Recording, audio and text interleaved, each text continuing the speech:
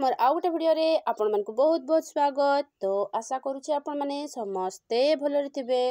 मु भी पूरा पूरी भलरे अछि। ताहले आजिर जो भिडियोटा ताहला हमर एप्रिल मासर अद्विका बैठकर विवरणी जोटा कि प्रथम सप्ताहर मु सेटा को नै कि आछे।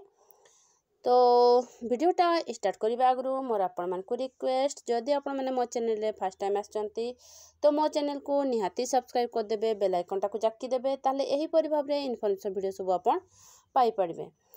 तो चलून ताहले आमे स्टार्ट कर देबा।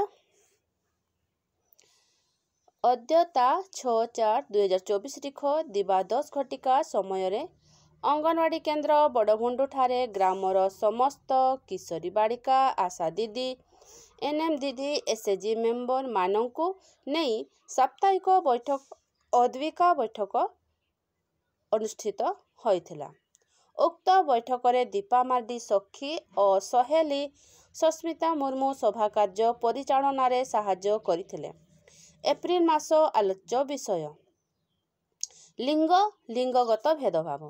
प्रथम सप्ताहर आलोच्य विषय लिंग एवं लिंग हेतुक संज्ञा मध्य पार्थक्य।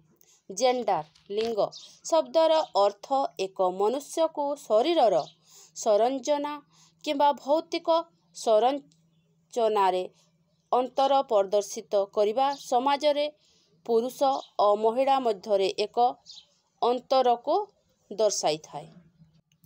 एहा पुरुष महिला व्यवहार, गुण, भूमिका और दायित्व को समाज शिक्षा दिए।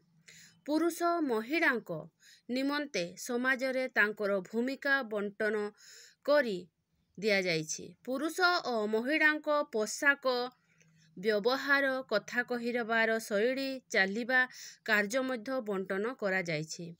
संस्कृति एवं समाज उपरे लिंग हेतुक संज्ञा निर्भर करे।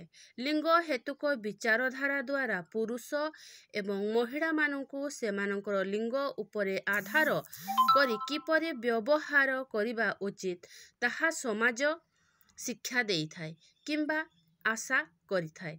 समय सहित संस्कृति एवं समाजर विकास हेतु यह परिवर्तन होई थाए। सभा शेष रे समस्त किशोरी बालिका मानंकु आईएफए बटिका बंटन करागला और सभा भंग करागला। तो यही परि भाबरे आज थिला हमर प्रोसीडिंगटा। जदि आपण एथिरा आहुरी किछि ऐड करिबा पई चाहतंती निहाती करि परिबे। तो ठीक ताले रहुछि, देखाबो मोर नेक्स्ट वीडियो रे।